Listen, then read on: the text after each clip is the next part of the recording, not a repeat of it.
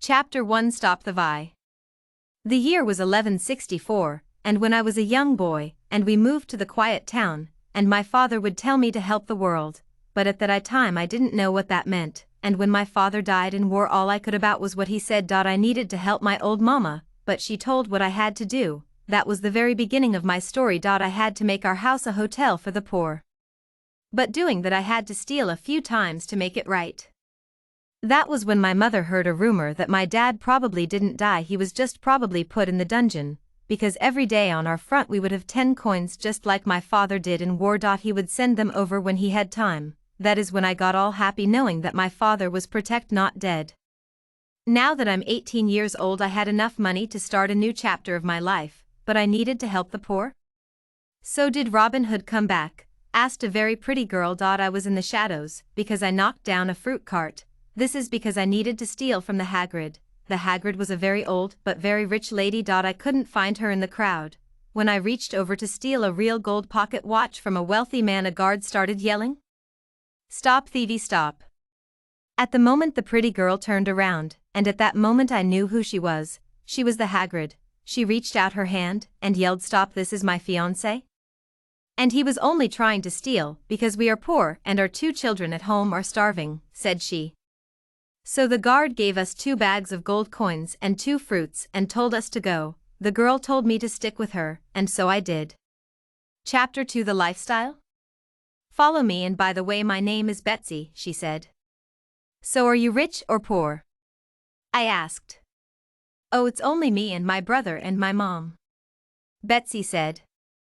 "Oh, so you are living on the streets? Well, me and my mom are starting up a hotel for homeless people," I said. "I can help," Betsy said. "Well, we need 80 more coins, then it will be all set, and it's free. Me and my mom, we want to be heroes for the homeless. So since it's only us, we don't need all the 8 rooms in the house. We only need 1. Me and my mom share a room." "Oh, so what happened to your father?" asked Betsy. "Oh, when I was 4 years old he died in war. Or he was either put in the dungeon," I said. "How old are you?" asked Betsy. "I'm 18 years old," I said. "Well, I just turned 17 last week, and my father was shot when my baby brother was 6 months in my mother's stomach. He is only 1 year old. His name is Alex," said Betsy. When we got to the alley I saw a little boy. "Here, Mama, take some coins," and that is when she started to cry. "What is it, Mama?" asked Betsy. They're taking away little Alex," said her mother. "Come on, ma'am, I know where you're going to be safe," I said. "Okay, Robin Hood," said the woman. "My name is Andrea," said Betsy's mom. When Betsy walked ahead I whispered to Andrea, Andrea, may I have your blessing to marry your daughter?" When she was answering we heard Betsy scream. I rushed up to her. She was bleeding. "What happened?" asked her. I got shot by a bow and arrow," she said. She was bleeding so bad that I handed the baby to Andrea. I picked up Betsy and rushed to the village hospital. 2 hours later we went to my house. My mother saw us through the windows. "Oh my, what has happened, Andrea?" my mother asked.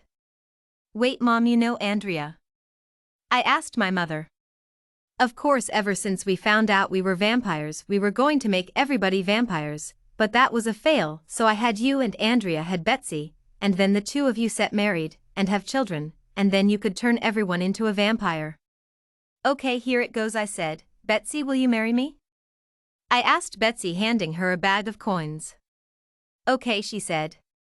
444 years later.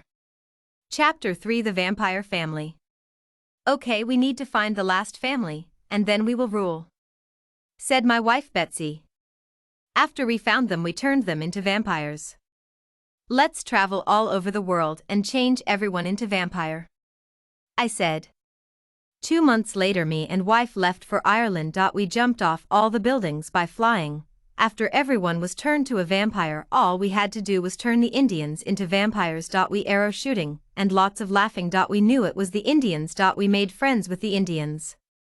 Then we joined in with the laugher and fun arrow practices. At night we turned into vampire bats and turned everyone into vampires. At the end we had an army of vampires and we considered them as family. the crying of newborn babies of the vampire moms was so cool because it sounded like baby bats. Chapter 4 Meeting of the Vampires. It sounded like a rhythm of rocks. We were all giving a meeting for the vampires. We had get the rest humans out of hiding who knew we were coming. Okay, so we could say we are having a party, and we all will dress in all white except for the humans, because we'll know which color they are. First we meet as bats, then we will join the humans, said Max, one of the Indians.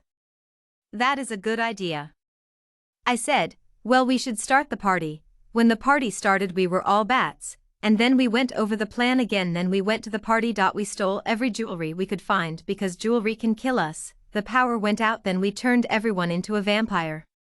Success.